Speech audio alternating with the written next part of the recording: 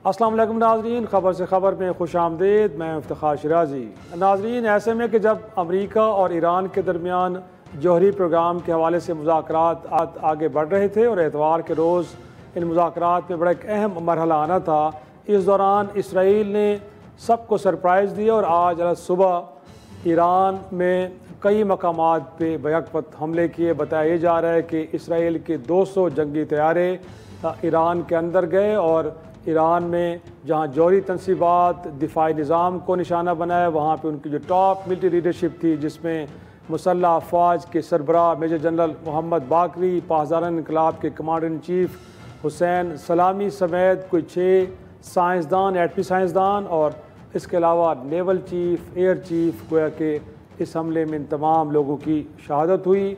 और इसराइल की जानिब से ये कहा गया है कि ऑपरेशन राइजिंग लाइन गोया की इब्तदा है। जब तक ईरान के अंदर इसराइल के लिए तमाम ख़तरात को ख़त्म नहीं किया जाता, तब तक ये हमले जारी रहेंगे। इस दौरान अगरचे ईरान की जानिब से भी जवाबी कार्रवाई का ऐलान किया गया और पहले मरहले में बताया गया है कि कुछ 200 के करीब ड्रोन्स भेजे गए हैं इसराइल की जानिब से, लेकिन इससे पहले कि वो अपने हदफ को निशाना बनाते उनको नाकारा बना दिया गया है।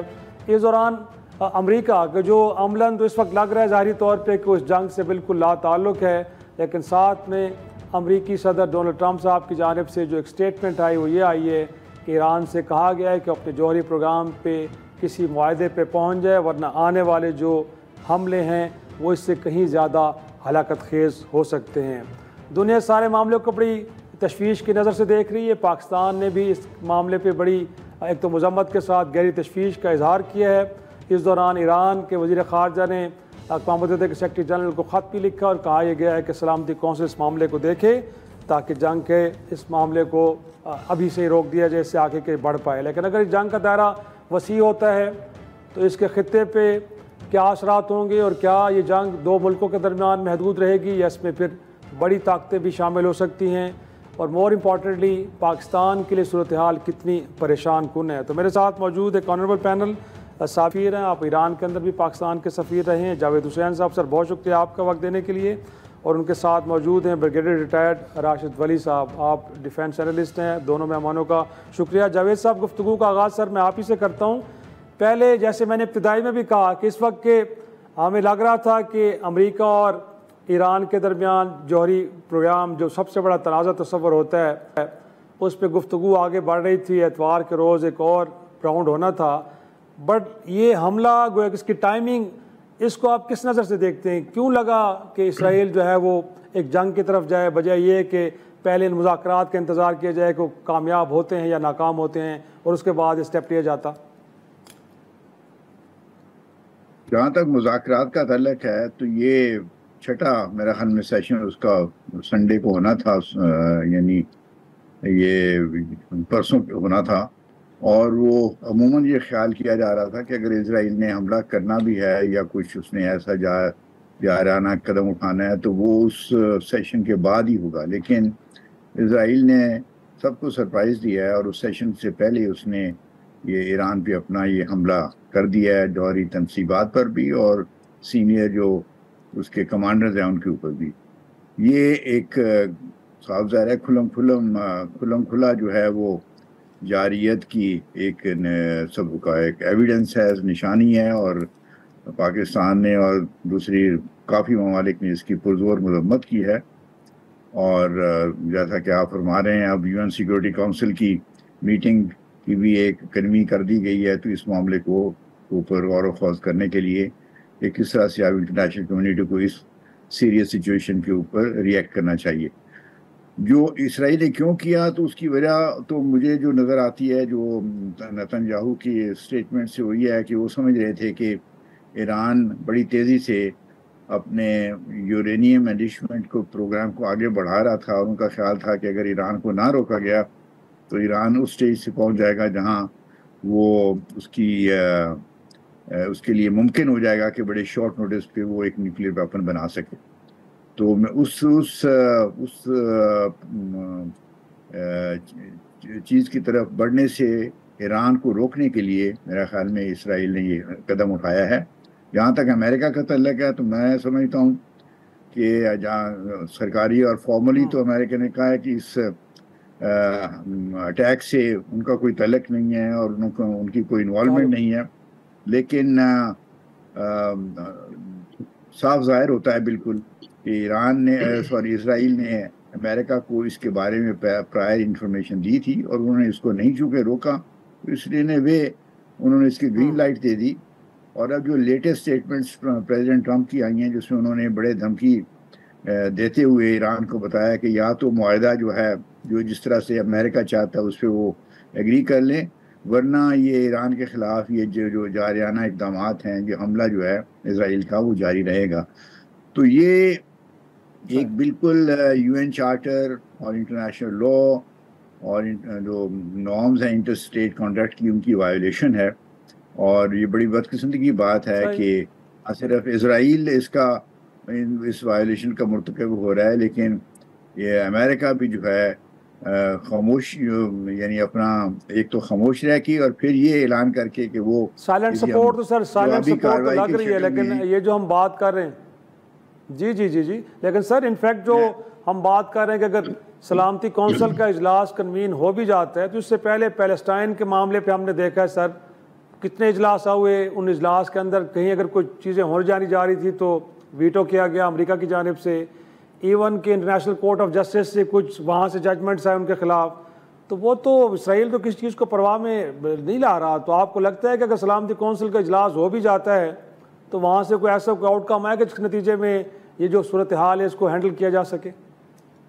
वो ये है जी कि अगर यूएन सिक्योरिटी काउंसिल की मीटिंग हो और उसमें जो मेरे ख्याल में होने वाली है, तो उसमें कम से कम जो इंटरनेशनल कम्युनिटी के अहम मेंबरान हैं उनको अपने ख्यालात का इजहार करने का मौका मिलेगा और एक इंटरनेशनल प्रेशर डाला जाएगा इसराइल पे और इनडायरेक्टली अमेरिका पे भी कि वो एक किस्म के मज़ीद जारियाना इकदाम से बाज आएँ। लेकिन आपकी बात दुरुस्त है कि अगर ऐसी कोई रेजोल्यूशन पेश हुई भी, ड्राफ्ट करके पेश किया गया या उसको टेबल किया गया फॉर वोटिंग के लिए, तो वो उसको वैसे तो मेजॉरिटी वोट्स मिल जाएगी, लेकिन चूंकि अमेरिका ने मेरा ख्याल में उसको वीटो कर देना है, इसलिए वो रेजोल्यूशन पास नहीं हो सकेगी। और सूरत में फिर जो मेंबरान ममालिक हैं उनको यूएन जनरल असम्बली जाना पड़ेगा for getting a UN General Assembly resolution on यानी criticising Israel and supporting Iran. लेकिन जैसे हम सबको पता है कि UN जनरल असम्बली की रेजोल्यूशन जो होती हैं वो रिकमेंडेशन की शक्ल में होती हैं, वो इस तरह से मैंडेटरी नहीं होती जैसे यूएन सिक्योरिटी काउंसिल की रेजोल्यूशन है on issues of war and peace. तो इसलिए उनकी अफादियत जो है प्रैक्टिकल जो अमली तौर पर वो बहुत कम होती है। किस्सा मुख्तसर ये है कि इस वक्त ईरान की जो सूरत हाल है वो बहुत कशी है, यानी कमज़ोर है, और मुसलमान ममालिक जो हैं, अरब ममालिक जो हैं, वो उनका उस तरीके से साथ नहीं दे पा रहे जिस तरह से उनको देना चाहिए। और ईरान की अपनी कमज़ोरियाँ हैं साइड पे भी और इकोनॉमिक साइड पे। उन कमज़ोरियों पे तो सर हम थोड़ा सा बाद में आते सर, क्योंकि आप हमारे साथ हैं ना। तो जी जी जी जी मैं थोड़ा चाह रहा हूँ कि ब्रिगेडियर राशिद साहब को भी इस गुफ्तगू में शामिल करें, क्योंकि आपने वीकनेसेस की बात की है।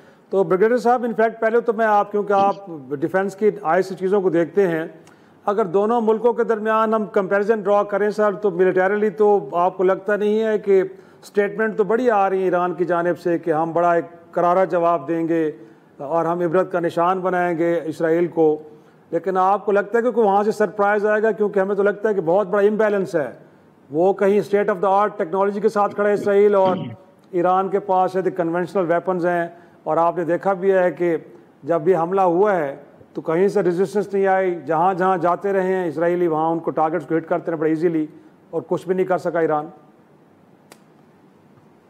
हाँ जी बिल्कुल, मैं आपसे मुत्तफिक हूँ कि ये रेटरिक ही है, सरप्राइज। मेरा नहीं ख्याल कि इस वक्त ईरान किसी सरप्राइज देने की पोजीशन में है, क्योंकि उसकी जो मेन स्टे था खासे अरसे से वो एसिमेट्रिक वॉरफेयर थी, जिसमें एक उसका प्रॉक्सीज का नेटवर्क था।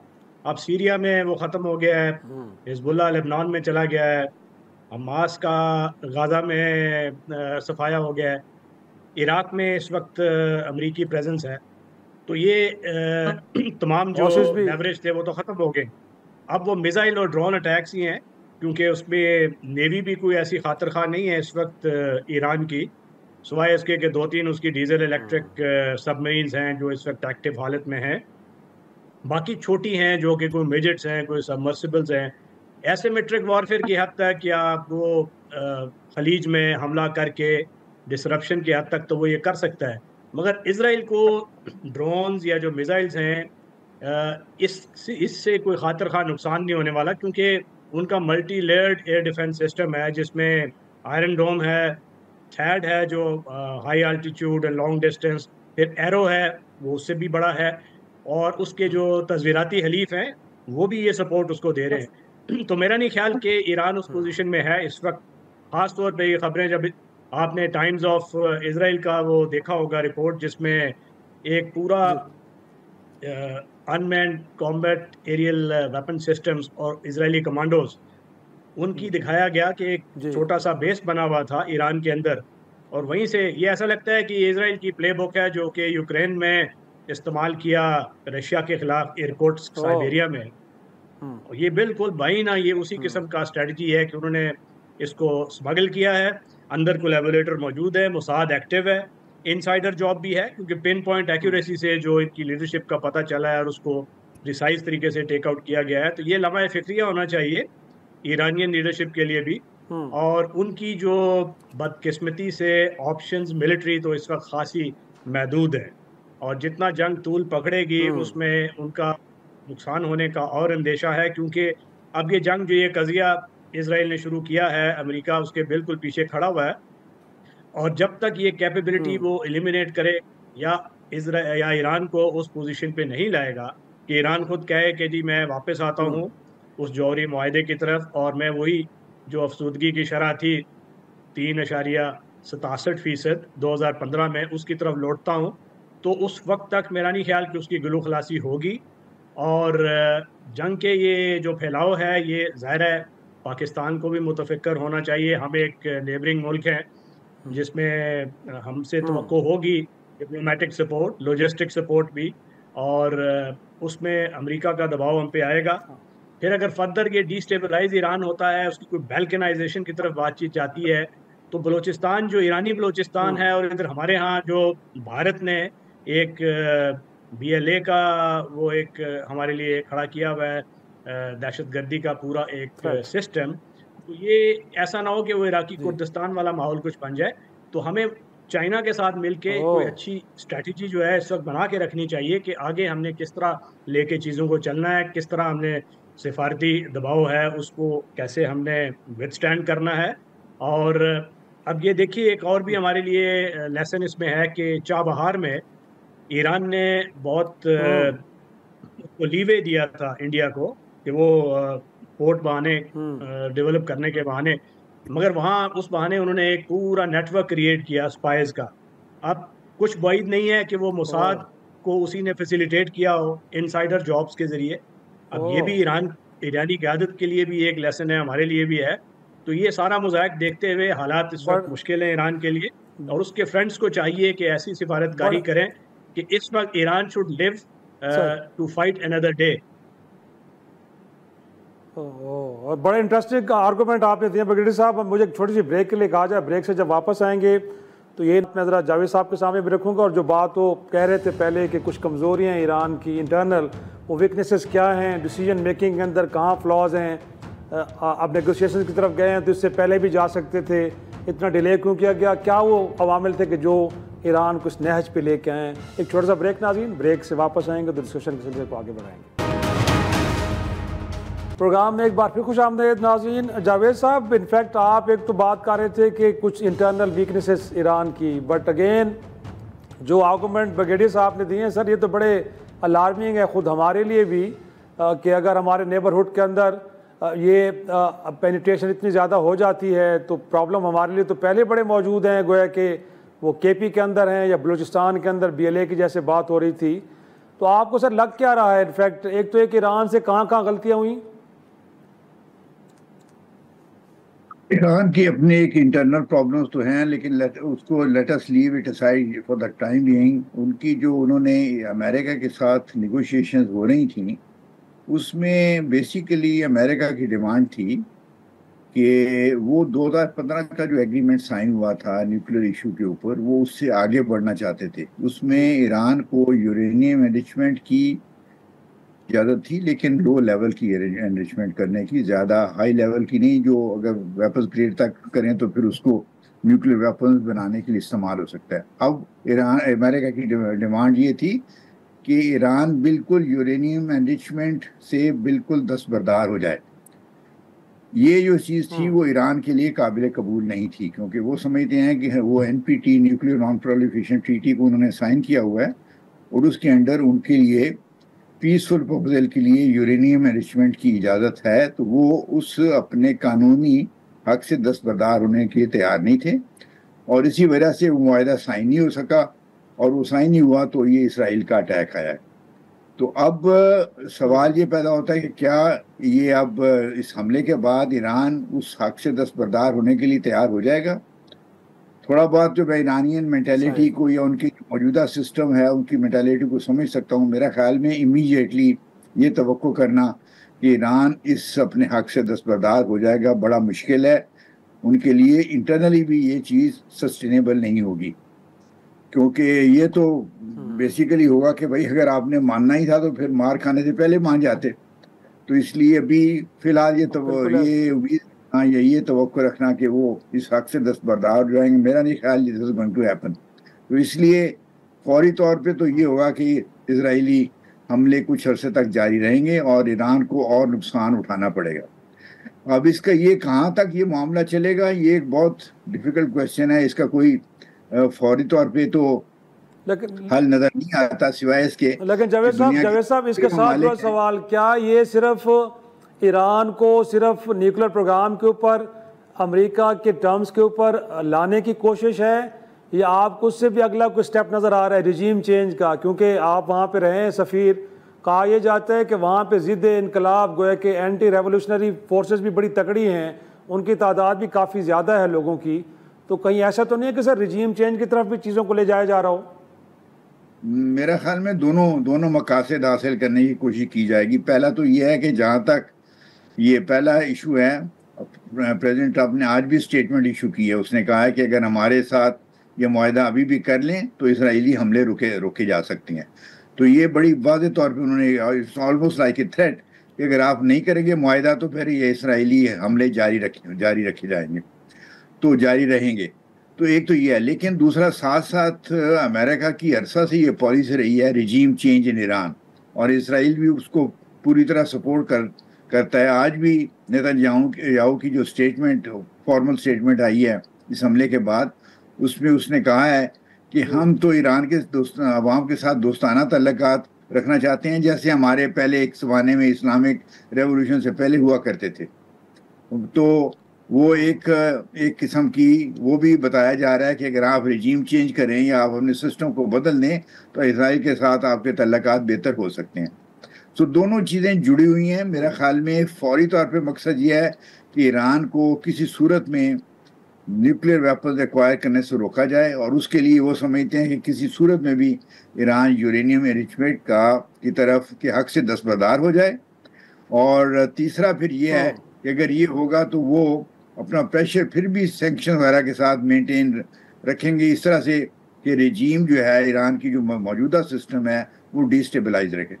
तो मैं समझता हूँ कि आइंदा जो फोर्सिबल फ्यूचर है उसमें हमें खित्ते में, ईरान में भी जो है इस मुश्किलात का दोचार रहेगा, और खित्ते में इंस्टेबिलिटी की सिचुएशन कंटिन्यू करेगी। उन सर जो हमें बड़ा वाज़ेह तौर पर नज़र आएगा। ब्रिगेडियर साहब, मैं आपकी तरफ आऊँगा सर। अगरचे एम्बेसडर साहब कह रहे हैं कि शायद अपनी टर्म्स के ऊपर चाह रहा है अमेरिका के न्यूक्लियर इशू का सेटलमेंट हो, बट 2003 में भी हमने देखा कि लीबिया को भी इसी तरह की ऑफर दी गई थी। फिर लीबिया ने अपने तमाम जितने मौलिक हथियार थे वो हवाले कर दिए, लेकिन उसके बाद मुअम्मर कज़ाफ़ी के साथ क्या हुआ वो भी तारीख का एक हिस्सा है कि उसके बाद उनका रजीम बाकी नहीं रहा। लेकिन मैं उससे अगला सवाल भी करना चाह रहा हूँ कि जो एक नया ट्रेंड सेट किया है इसराइल ने, जुरिस्डिक्शन बियॉन्ड टेरिटरी, गोया कि आपको लगता है कि अगर आपके मुल्क से बाहर भी आपके खिलाफ कोई थ्रेट मौजूद है तो आप खुद उसका असेसमेंट करें, खुद डिसीजन लें, और उसके बाद आप चढ़ दौड़ें, और फिर यूरोप हो या अमेरिका उनके पीछे खड़ा हो जाते हैं। तो सर ये तो बड़ा ख़तरनाक ट्रेंड है। तो कल को तो जिस तरह हमें लगा है कि हिंदुस्तान ने भी हमारे साथ कुछ ऐसा ही किया, जो 7 या 6 मई को हम पे हमला हुआ, उनका ख्याल ये था कि हिंदुस्तान के खिलाफ एक थ्रेट यहाँ पे मौजूद है, लिहाजा हम उसको एलिमिनेट करना चाह रहे हैं, तो पाकिस्तान की फोर्सेस इरेलेवेंट रहें, हम जो करना चाहते हैं हमें करने दिया जाए। तो ये कितना ख़तरनाक है, और इसको लेके पूरी दुनिया को मुतफक्र होना चाहिए। जो बाकी पावर्स हैं, वो रशिया है, वो ईरान है, सॉरी या चाइना है, सर इस मामले को सिर्फ मजम्मत के हद तक रखना चाहिए, उससे आगे भी चल के कोई इनिशिएटिव लेना चाहिए। देखिए, ये जज, ज्यूरी और एग्जीक्यूशनर बनना और इंटरनेशनल लॉ को ट्रैम्पल कर देना, ये तो एक रूल बेस्ड डिसऑर्डर की तरफ हम जा रहे हैं, रूल ऑफ जो लॉ के बजाय जंगल के कानून की तरफ। तो ये तो कोई भी एक्सेप्ट नहीं करेगा। और जो P5 ममालिक हैं, जिसमें ख़ास तौर पे ईस्टर्न ब्लॉक, रशिया और चाइना, इनको असर्ट करना चाहिए कॉन्ट्रेरियन वॉइसेस के तौर पे। मगर देखिए, ऑब्जेक्टिव्स को भी देखना है इसका, इसराइल का, और जो इजरायली जिन है उसकी जान जो न्यूक्लियर तोते में है, और वो जो remaking of entire architecture middle east में है, वो ये अब इसी पे मुनहसर है कि कोई उसको एक्सेस ऑफ रेजिस्टेंस ना मिले। ईरान लास्ट बेस्टियन था, तो इसको ख़त्म करने का मतलब ये है कि वो लेबनान, सीरिया, गाज़ा, वो जितना पूरा महवर था, इराक में जो मलेशियाज थी, उनका जोर टूट जाएगा। और अरब ममालिक तो पहले ही तैयार हैं इसराइल के साथ, वो कॉमर्स, ट्रेड, ताल्लुकात, अब्राहम अकॉर्ड्स एक्सेट्रा। चीन को भी मुतफक्र होना चाहिए, क्योंकि उसकी इक़्तिसादी राहदारी, मुफादात और इलाके के साथ लिंक होना। अब अमेरिका का असर नफूज बढ़ जाएगा अगर ईरान में ये रजीम चेंज होता है, और मेरा ख्याल है उनका लॉन्ग टर्म स्ट्रेटजी ये रजीम चेंज है।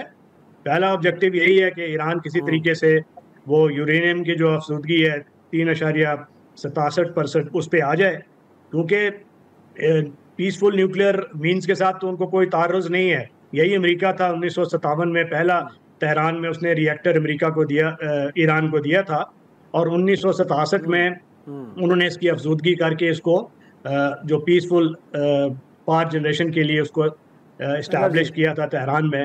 अभी भी बुशेर में अटैक नहीं किया, जो कि ईरान ने रशिया के साथ अरेंजमेंट है, वो रशिया उसको फ्यूल देता है, वो सिर्फ पावर जनरेशन के लिए। तो ये एग्जैक्टली उसकी जो nuclear bomb grade material weapons, और उन्होंने आज आपने सुना होगा नेतन्याहू को, उसने 3-4 चीज़ें बड़ा क्लियरली कही हैं कि हमने उनके यूरेनियम अफसुदगी, यूरेनियम एक्सट्रैक्शन, मिसाइल डेवलपमेंट और वेपन डेवलपमेंट, इन तीनों चीज़ों को हिट किया है। जिस तरीके से वो ग्लोट कर रहा था और जिस तरीके से वो फातिहाना मुस्कुराहट थी, और उसके बाद वो खबरें आनी शुरू हुई कि ईरान के अंदर से वो एक बेस बना हुआ था जहाँ से ड्रोन उड़ रहे थे। उन्होंने पहले उनके रेडार्स को ख़त्म किया, एयर डिफेंस को, फिर मिसाइल अटैक्स किए एयर्स के, अपनी एयरफोर्स के ज़रिए। तो ये सारी चीज़ें ये जाहिर करती हैं कि पासदाराने इनकलाब और जो ईरानियन गवर्नमेंट है उसका उस तरीके से इलाके पे अभी कंट्रोल नहीं है। ये लम्हा फ़िक्री है, क्योंकि इसमें हमें भी मुतफक्र होना चाहिए। हमारा भी बॉर्डर जुड़े हुए हैं, बहुत सी इकॉनमी बॉर्डर की उस पर चलती थी। बलूचिस्तान में जो हमारा शोरश ज़दा इलाका है, वहाँ की आपको मालूम है कितना वो जो तेल का कारोबार चल रहा था ईरान से। अब वो सारा जब उस पर रज़क पहुँचेगी, और वो कोई पता नहीं है कि ईरानियन बलूचिस्तान में किस किस्म की वो इसको उकसाते हैं, भारत क्या किरदार अदा करता है, अमेरिका क्या हम पे प्रेशर डालता है। तो हमें इस वक्त हमारे हरीफ ममालिक चीन जैसे, उनके साथ मिलके एक लॉन्ग टर्म स्ट्रेटजी अडॉप्ट करनी है, जिसमें हमने इन तमाम चीज़ों का देखना है। और मोस्टली ये कि इस जंग को इस वक्त यहाँ रोका जाए, ताकि Iran should live to fight another day, rather इसके कि वो उसका इतना नुकसान हो जाए कि क्योंकि देखिए कैपेबिलिटी तो खत्म नहीं होती। लेकिन बुनियादी सवाल तो सर, ब्रिगेडियर साहब, बुनियादी सवाल तो ये है कि इसको कैसे रोका जाए। सर, अक़वाम मुत्तहिदा तो कोई ज़्यादा इफेक्टिव फोरम नहीं है, इसके अलावा और फोरम क्या हो सकते हैं? आपको लगता है कि फिर जो दीगर पावर्स हैं वो अपना एक कोई मैसेजिंग वहाँ से होनी चाहिए कि अगर ये वॉर थिएटर एक्सपेंड करता है तो वो भी इसमें आ सकते हैं, कोई मैसेज तो होना तभी जाके कहीं, तो वो तो नज़र नहीं आ रहा। अभी तक तो सिर्फ कंडेमनेशन है, उससे बढ़ के कोई बात भी नहीं हुई सर, अगरचे टॉप लीडरशिप एलिमिनेट कर दी गई उनकी मिलिट्री की। देखिए, इस पे ईरान के जो फ्रेंड्स हैं उसको ईरानियन लीडरशिप के साथ ये रवाबत बढ़ाने होंगे, और ये उनको बावर करवाना होगा कि कोई लचक दिखाएं इस वक्त, क्योंकि वक्त उन पे मुश्किल है, हालात दुश्वार हैं। और इस वक्त अपने आप को बचाएं, अपने मुल्क को बचाएं, और उसके बाद हालात बेहतर होंगे तो इनकी आइडियोलॉजी भी तरक्की कर सकेगी, मटेरियली भी ये तरक्की कर सकेंगे। मगर इस तरीके से अगर ये इस तूफान के सामने इनफ्लेक्सिबल तरीके से खड़े रहे तो नुकसान बाहर तौर इनका होगा, और वो जो रिजीम चेंज की उनकी ख्वाहिश है वो बराबर साबित हो। तो बड़ा इंटरेस्टिंग आपने ये भी नुक्ता उठाया। नाज़रीन एक छोटा सा ब्रेक लेते हैं, ब्रेक के बाद मेहमान गुफ्तगू के सिलसिले को आगे बढ़ाएंगे। प्रोग्राम में एक बार फिर खुश आमदेद। जावेद साहब, मैं आर्गूमेंट आपकी तरफ लेके आऊँगा सर। जैसे ब्रिगेडियर साहब ने गुफ्तगू की कि इनफैक्ट, और आप भी कह रहे हैं कि अगर रजीम चेंज ही अल्टीमेट गोल है सर, तो फिर तो हम पहले अपनी ईस्टर्न बॉर्डर के ऊपर बड़े परेशान हैं, वेस्टर्न बॉर्डर के ऊपर अफगानिस्तान के साथ सूरत हाल क्या है, फिर यहाँ पे भी अगर BLA ऑलरेडी मौजूद है, फिर अगर नेबरहुड में एक ऐसा रजीम आ जाता है कि जो प्रो इसराइल प्रो अमेरिका हो, तो सर पाकिस्तान के लिए तो फिर सिचुएशन बड़ी पहले से ज़्यादा वर्स हो जाएगी। तो हमारे लिए कितनी फ़िक्र की बात है, और क्या हमारी ये जो स्टेटमेंट है वो मजम्मत की हद तक रहनी चाहिए, या अगेन कोई डिप्लोमेटिक फ्रंट के ऊपर हमें कोई थोड़ी सी बेहतर सफारतकारी करनी चाहिए, जिस तरह ब्रिगेडियर साहब भी कह रहे हैं कि रशिया, चाइना, इसी तरह दीगर ममालिक को अंगेज करके इस मामले पे कोई प्रेशर बिल्डअप करना चाहिए? मैं 2-3 पॉइंट ज़रा करना चाहूँगा। एक तो ये है कि अमेरिका की डिमांड जो है वो ईरान पे इस दफ़ा वो नहीं थी 2015 वाली थी कि आप लो ग्रेड यूरेनियम एनरिचमेंट कर सकते हैं और हाई ग्रेड की तरफ ना जाएं जो जिससे वेपन पे बनाए जा सकते हैं। इस दफ़ा उनकी अमेरिका की डिमांड ये थी कि यूरेनियम एनरिचमेंट जो है आपको बिल्कुल नहीं इजाज़त होगी, नॉट इवन 3.67% और 3%, and that is what prevented an agreement between the two sides, क्योंकि जो है ईरान इस अपने अक्सर दस्तबरदार होने के लिए तैयार नहीं था। अब इस चीज़ से मैं इत्तेफाक करता हूँ कि इस वक्त ईरान की चूँकि सूरत हाल बहुत डिफ़िकल्ट है, मुश्किल है, ईरान को कुछ अपनी फ्लेक्सिबिलिटी दिखानी पड़ेगी और कोई क्रिएटिव सोल्यूशन निकाला जाना चाहिए। उसके लिए पाकिस्तान, टर्की और अरब ममालिक जो ईरान के नेबर्स भी हैं वो मिलके कोई ऐसा फार्मूला निकाल सकते हैं जिससे ईरान का एक लिहाज से हक जो है उसको भी तस्लीम कर लिया जाए, लेकिन फॉर ए फोर्सिबल फ्यूचर और ए सर्टन पीरियड वो ये हो कि वो इस हक को इस्तेमाल नहीं करेगा। तो इस किस्म का कोई फार्मूला ऐसा बनाना पड़ेगा जिससे अमेरिका की डिमांड भी पूरी हो जाए और ईरान का जो हकूक़ हैं उसको भी तस्लीम किया जाए। और ये डिप्लोमेट्स जो हैं उनका काम यही है कि इस किस्म की मुश्किलात में जब मुश्किल किस्म के मसले हों तो उनके लिए कोई ऐसा सोल्यूशन निकाला जाए जिसमें दोनों साइड्स के लिए एक वे आउट आ जाए। तो ये काम किया जा सकता है, लेकिन इसके लिए बड़ी आपको सख्त जिद्दोजहद करनी पड़ेगी। इसके लिए ईरान गवर्नमेंट से भी पहले बातचीत करनी पड़ेगी, फिर इर्द गिर्द जो हमारे दूसरे दोस्ताना बरादराना ममालिक हैं जैसे सऊदी अरेबिया है, UAE है, टर्की है, इन सब से एक बड़ी इन डेप्थ डिस्कशन करनी पड़ेगी कि किस तरह से इस चीज़ का हल निकाला जाए। चाइना और रशिया से भी बात करनी पड़ेगी और फिर अल्टीमेटली अमेरिका और यूरोपियन कंट्री से भी। ये कोई आसान मसला नहीं है, लेकिन ये काम ऐसा है जिसके ऊपर आप दूसरे मुल्कों के साथ मिलकर एक इनिशिएटिव ले सकते हैं और उसको फिर आगे बढ़ाया जा सकता है। और फिर ये हो सकता है कि जब तक ये बातचीत हो रही हो तो इजराइल के हमले जो है ना वो रोक दिए जाएं। इस किस्म की कोई फार्मूला निकालने की कोशिश होगी। तीसरा मैं एक चीज़ और कहना चाहूँगा, एक चीज़ मैं और कहना चाहूँगा कि वो बिल्कुल आपकी बात दुरुस्त है कि अगर खुदा न खास्ता हमारे वेस्टर्न फ्रंट पे ईरान में कोई ऐसी रजीम खुदा न खास्ता आ जाए जो जिसके हमारे साथ रवैया या तल्लकात जो हैं वो अच्छे ना हो या हमें वहाँ से कोई थ्रेट का ख़तरा हो जाए तो हमारे लिए ये चीज़ बहुत तशवीशनाक होगी।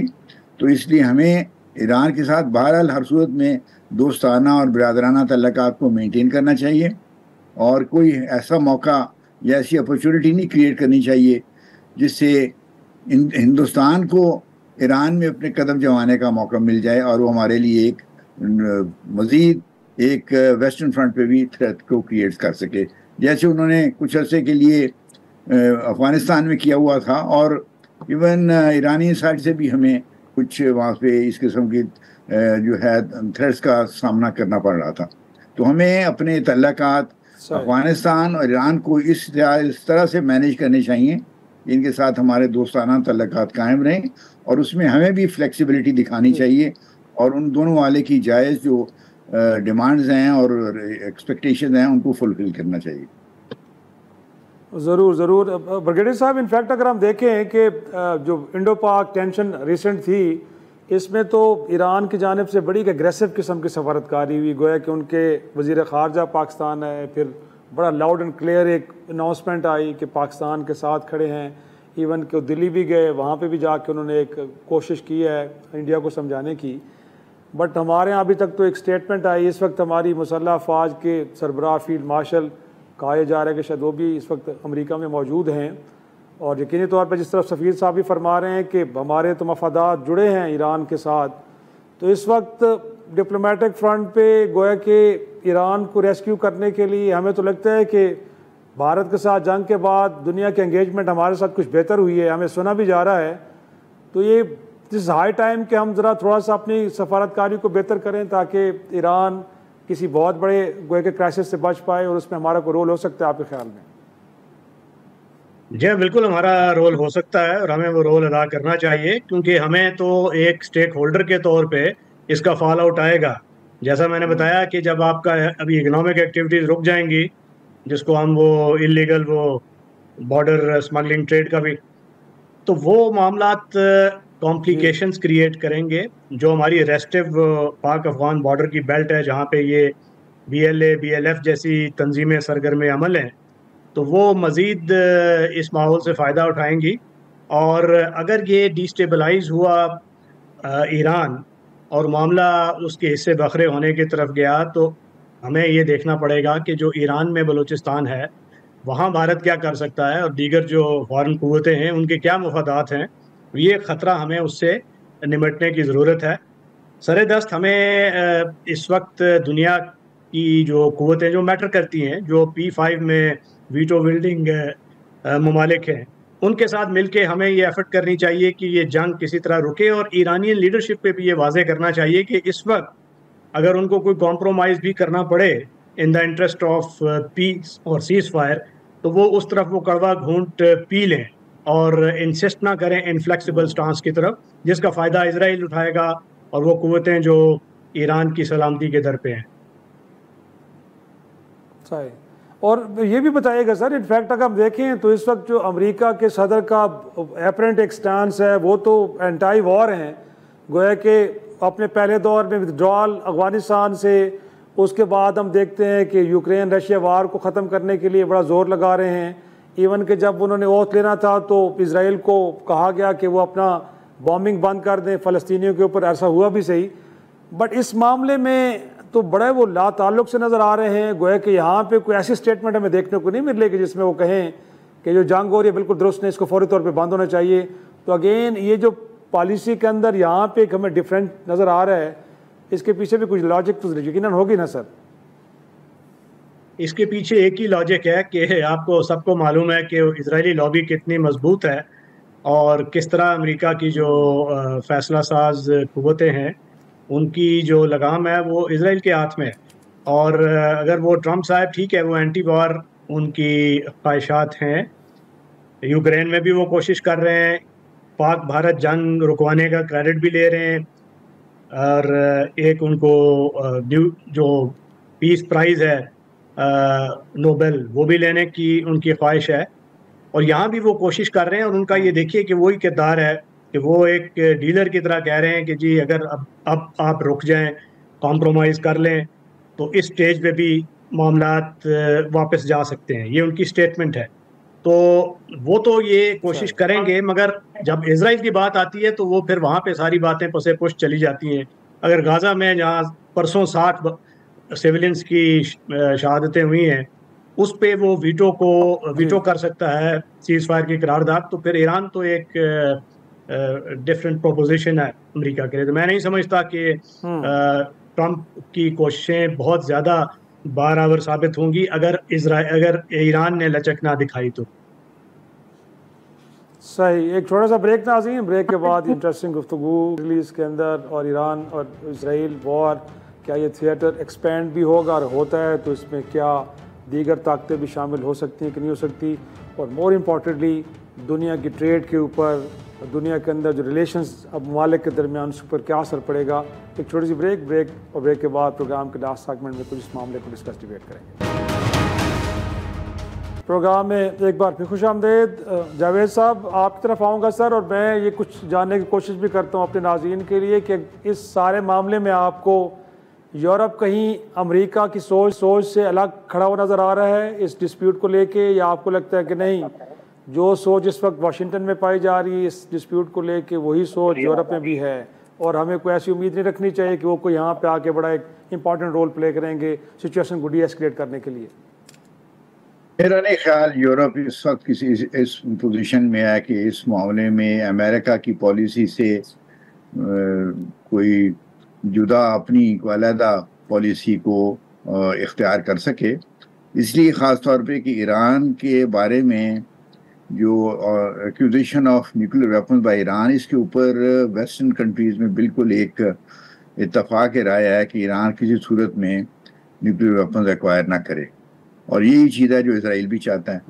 तो आप थोड़ी बहुत हो सकता है स्टेटमेंट्स में कोई वेरिएशन हों, लेकिन जो गोल है इन तीनों पार्ट्स का, यानी Israel, Europe, western Europe and America, तीनों के ये गोल जो ऑब्जेक्टिव है वो एक ही है। अब उसको हासिल करने में हो सकता है कि अमेरिका और इसराइल ज़्यादा जारहाना किस्म की अप्रोच इख्तियार की हुई है और यूरोप शायद उतना जारहाना इख्तियार ना करे, लेकिन तीनों में से कोई भी ये नहीं चाहता कि ईरान के पास न्यूक्लियर वेपन आए। और ईरान ने खुद भी ये कहा है कि जी हमारी पॉलिसी ये है कि हम न्यूक्लियर वेपन जो है हासिल नहीं करना चाहते। उनके रहबर का फतवा भी उस पर दिया हुआ है।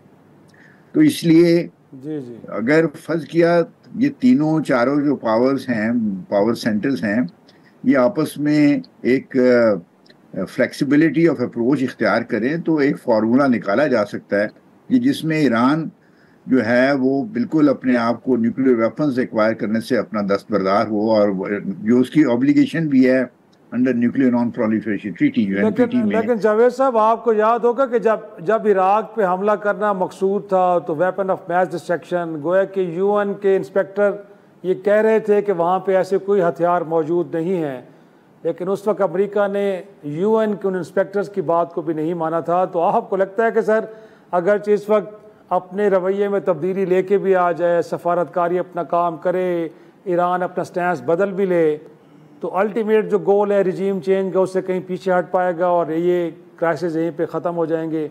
आपके असेसमेंट इस हवाले से क्या है सर?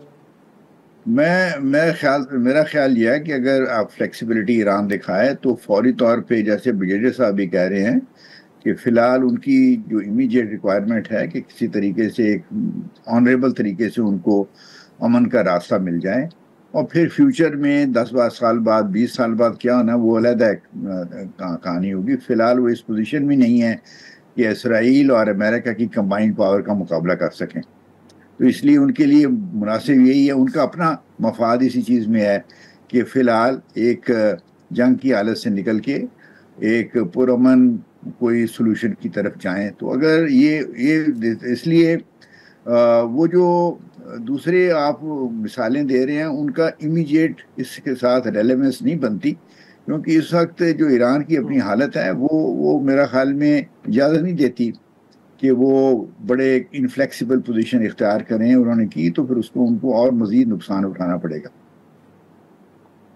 लास्टली मैं अगर ब्रिगेड साहब से जाने से पहले एक और सवाल भी मैं आपसे करना चाह रहा हूँ, क्योंकि आपका सफारतकारी का तजर्बा है सर। अगर ये यूएन जैसे फोरम अगर इन इश्यूज़ को रिजॉल्व नहीं कर पाते सर, तो आपको लगता नहीं कि इससे तो फिर दुनिया का एतमाद उठेगा? और अब तो आपको मालूम है कि रिसेंट पास में शायद 2 हफ्ते पहले चाइना ने एक नया फोरम क्रिएट किया है जिसके 22 ममालिक सिग्नेटरी भी हो गए, जिसमें पाकिस्तान भी शामिल है, क्योंकि ऐसी इंटरनेशनल कोर्ट उन्होंने इस्टेब्लिश की है।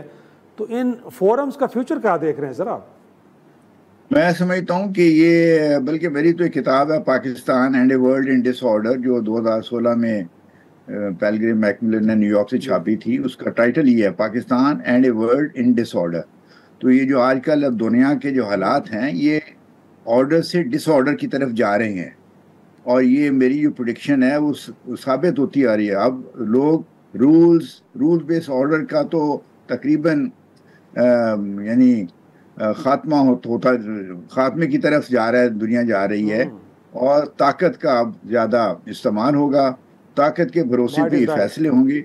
जो ममालिक कमज़ोर होंगे वो नुकसान उठाएंगे, और जो ममालिक अपने आप को ताकतवर बनाएंगे इकनॉमिकली, टेक्नोलॉजिकली, मिलिटरीली, वो दुनिया में प्रॉस्पर भी करेंगे और सर्वाइव भी कर सकेंगे, और अपने मफादात का वो सेफ गार्ड भी कर सकेंगे। तो लेसन ये है कि ये ना तवक्को करें कि अब दुनिया में कोई नया रूल्स बेस्ड ऑर्डर फौरी तौर पे अगले चंद दिहाइयों में हो जाएगा, बल्कि दुनिया दूसरी तरफ जा रही है। लेसन ये है कि अपने आप को मजबूत बनाएं, ताकतवर बनाएं हर लिहाज से। Sir point taken sir. मैं ब्रिगेडियर साहब, क्योंकि 3-4 मिनट रह गए सर, तो ब्रिगेडियर साहब इनफैक्ट एक तो ये माइट इज़ राइट वाली कहानी, लेकिन अगेन कुछ ममालिक इस वक्त भी इस पोजीशन में तो हैं कि वो अपना दबाव डाल सकते हैं और सिचुएशन को कहीं हैंडल कर सकते हैं, जैसे रशिया या चीन है, कि उनके मफादात वाबस्ते हैं सर। साउथ चाइना सी में पहले उनके लिए कुछ प्रॉब्लम्स हैं, वहाँ पे डिस्प्यूट्स हैं, फिर सी पैक को लेके इस रास्ते से कहा जाता है कि चाइना एक नया रूट चाह रहा है कि सेफेस्ट रूट है, बट वहाँ भी अगर रजीम चेंज आता है तो ये रूट भी उनके लिए प्रॉब्लमेटिक हो सकता है सर।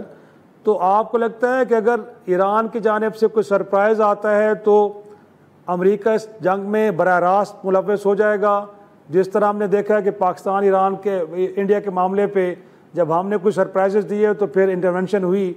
एक तो वो देखिएगा, दूसरा ये कि सर अगर ये उनकी इंटरवेंशन होती है तो फिर हम तवक्को रखें कि कहीं रशिया और चाइना भी इसमें फिर थिएटर में आके शामिल हो जाएंगे। देखिए, अगर सरप्राइज से आपकी मुराद कोई न्यूक्लियर ऑप्शन है तो मेरा नहीं ख्याल इजराइल को वो ख़तरा है इस वक्त, और ना ईरान की वो कैपेबिलिटी है। दूसरा, अगर कोई decapitating strike through some special weapon system है तो ऐसा भी कुछ नज़र नहीं आ रहा। एसिमेट्रिक वॉरफेयर की कैपेसिटी वैसे ही डिमिनिश्ड है, तो I don't see any major surprises जो ईरान कुड स्प्रिंग। हाउएवर ये हो सकता है कि चूँकि आइडियोलॉजिकली ड्रिवन लीडरशिप है और वो इस वक्त ये कोशिश करे to go down fighting out of its own pride और गैल्वनाइज करे पूरे मुल्क को कुर्बानी देने पे, मगर वो फिर एक डिस्ट्रक्टिव एंड होगा और उसका नतीजा कुछ इज़राइल की मज़ीद उसकी फतह और ईरान की पसपाई पे मुनत्तिज होगा। हो सकता है ईरान के वो इससे बखरे भी हो जाएं।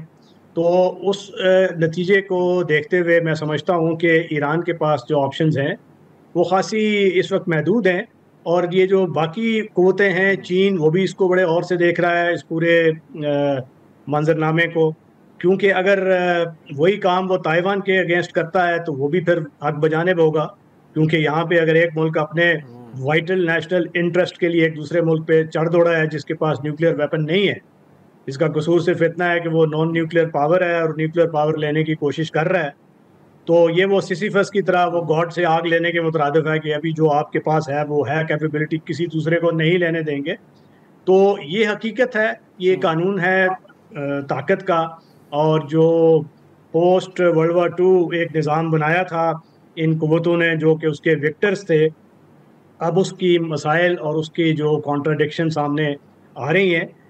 तो इस सारे मंजरनामे से तो एक ही नतीजा मैं अखज़ करता हूँ कि you have to be strong, और आपके पास स्ट्रॉन्ग एलाइज होने चाहिए और स्ट्रॉन्ग रीजनल अलाइंसेस जो मिनीलैटरलिज्म की तरफ दुनिया जा रही है, तो वहाँ पे हमें भी देखना चाहिए, और बड़ी हद तक हमने वो स्ट्रेटजी अडॉप्ट भी की हुई है चाइना के साथ और दीगर जो हमारे हलीफ हैं।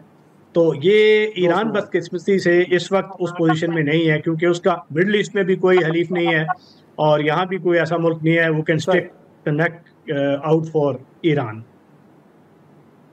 पॉइंट टेकन सर, बहुत शुक्रिया ब्रिगेडियर रिटायर्ड राशिद वली साहब और साबिक जावेद हुसैन, आप वक्त देने के लिए। नाज़रीन, आज का प्रोग्राम यहीं पे ख़त्म करते हैं, इजाज़त दीजिए, खुदा हाफिज़।